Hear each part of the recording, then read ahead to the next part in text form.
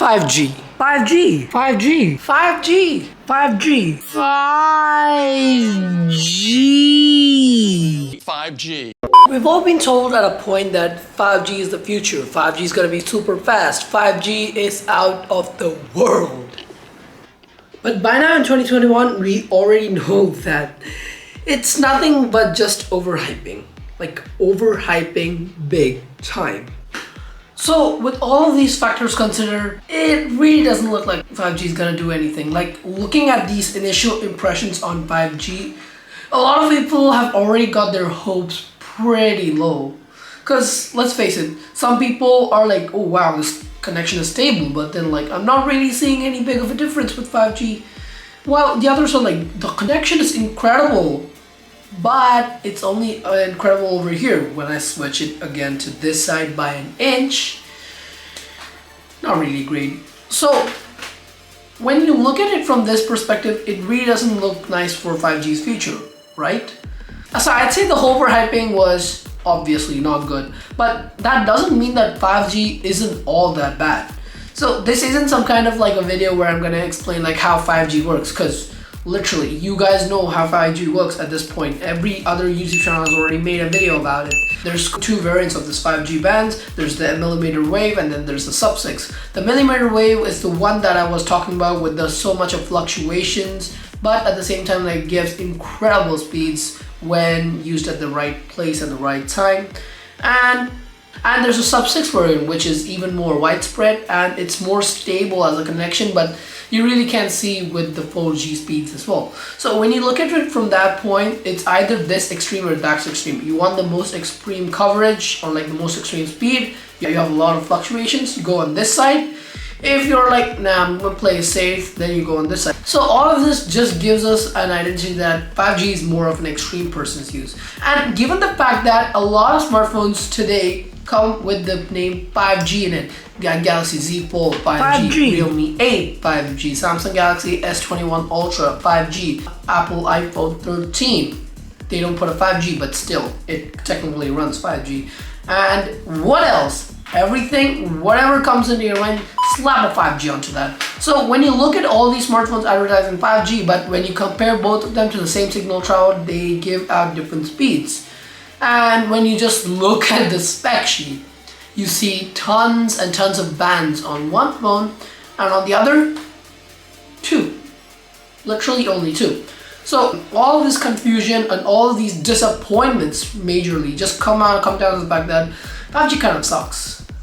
But not really. So according to many people really think that 5G is overrated, and I'm among them as well. But the point that our future generations are based on this 5G infrastructure, and also the fact that 5G isn't even still available in most of the major cities in the world. Like for example, I live in the capital city of a somewhat prominent country, and I still haven't got to experience 5G yet. Maybe it's like the location problem, but the fact that even on like really popular countries like India, where there's like 1 billion people, you still haven't had 5G there, but you have tons of 5G smartphones going on over there. And even in the US itself, it's really rare to spot a 5G cell tower, which often leads to confusion like what's actually going on? Why aren't companies actually building on this 5G infrastructure if they're so confident in it?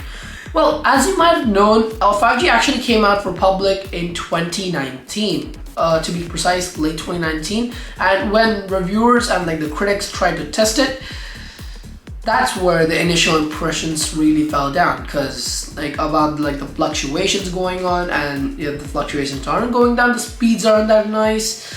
So when you look at it from that point, and also the fact that after 2020 the COVID pandemic hit, which has nothing to do with cell towers and building all of them, because it actually gave time for companies to actually perfect on the tech.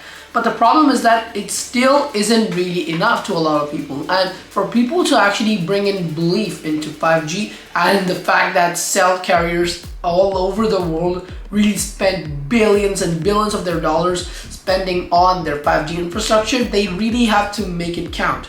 And they're really hoping high on this. So it's just taking more time for people to actually implement this and take on the 5G tender, and just just building the 5G infrastructure and convincing the public that the 5G is worth the extra cost.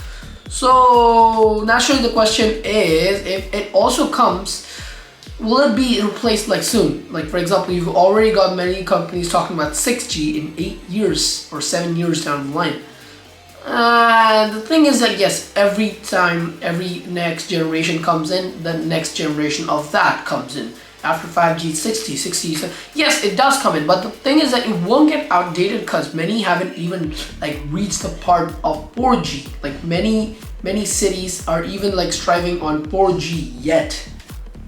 But the whole point is that even though like if actually 5G comes fashionably late to the actual outside world, it's not really gonna make a difference in our lifestyle. Yes, it will like increase speeds and increase like how our workflow actually works.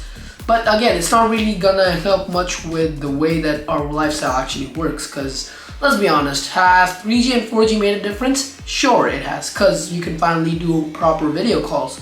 And has coming from 2G and 3G, yes, of course, mobile data is more stable. And has coming from 0G to 2G actually helped? Yes. But as we already have our needs fulfilled, the only thing that 5G has to do right now is give us promise on something like an AR world, where like everything based on Google AR Core actually works properly, and just like the fact that AR streams should be better and better, higher quality resolution streams. And especially if you see the 5G working on the Xperia Pro like devices, you can clearly see these devices and the people are ready, and even the equipment is ready for 5G.